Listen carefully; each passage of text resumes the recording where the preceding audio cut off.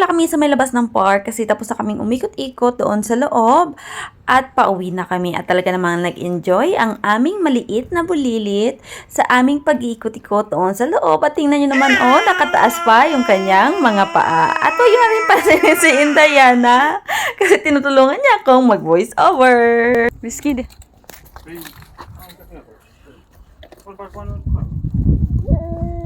Dama kami, gata. Nandito na kami sa aming car. So, ipapasok natin si Indayana. Habang ang aming tatay is nagbabayad doon sa may parking area, ako naman is inaayos ko ang aking maliit na bulilit dito sa kanyang upuan kasi we are ready to go para umuwi na sa aming bahay. Siyapat mami ka. Tul air tirba. Air. Nandito na pala kami sa may daan at dahil nga traffic, nagpundo kami anay tapos nakita ko napakagandang view na yan. Yung Eden Park pala is located siya sa may Balotesh. Tapos I recommend yung place na yon kapag mahilig kayo sa mga animals and of course kapag kayo ay sporty sa buhay. Parang hindi lang pagod si Indayana kasi napaka-energetic pa niya tapos ginasipa-sipa niya ang amon nga lamisa. Nilulubos-lubos na talaga namin yung pag-iikot dito sa Romania kasi malapit nang matapos yung summer. At yung susunod na weather naman is yung autumn or yung napakagandang taglagas. At dahil mabilis magpatakbo yung aking Jusawa, so nandito na kami sa my main road. Kapag nasa main road ka na is hindi talaga masyadong matraffic at mabilis yung pagdadrive. Dadaan pala kami dito sa gas station kasi bibili kami ng cake na masarap kasi kapag sa mga bakery namin binili is hindi siya masyadong masarap. So instead na dumaan kami doon sa my village, dito na lang kami dumaan sa my main road.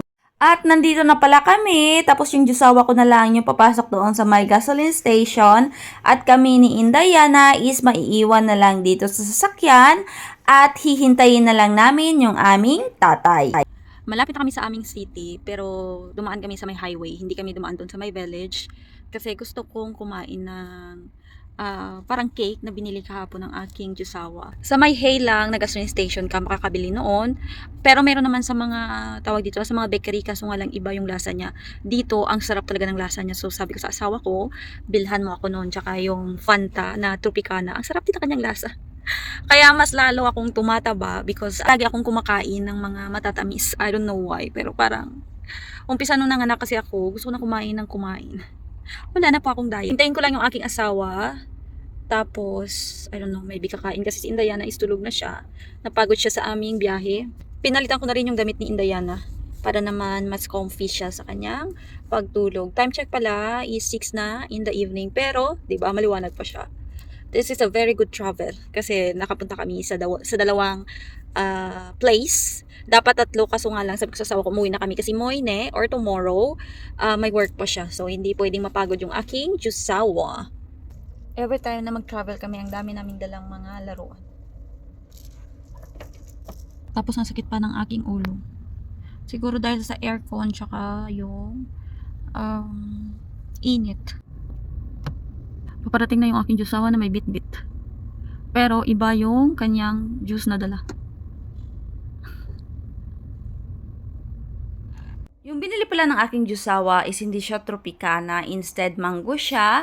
So titikman natin kung masarap ba yung mango na ito. And this is the first time nga na matitikman ko itong mango flavor ng Fanta.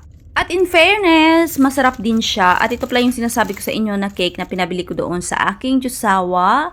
At masarap siya. Mabibili mo lang ito siya na masarap sa may gas station ng Hay. Hay ba? Kung hindi ako nagkamali sa pangalan. And sobrang sarap niya talaga. I-try nyo na sa mga nandito sa Romania. Every time na nakakita ako ng mototsikleta or motorcycle dito sa aming city is feeling ko nasa Pilipinas lang ako. At minsan rin mayroon din ditong nagpaparade ng mga mototsikleta at nandito na kami sa aming city and now uuwi na kami sa aming apartment. Maraming salamat sa nanonood.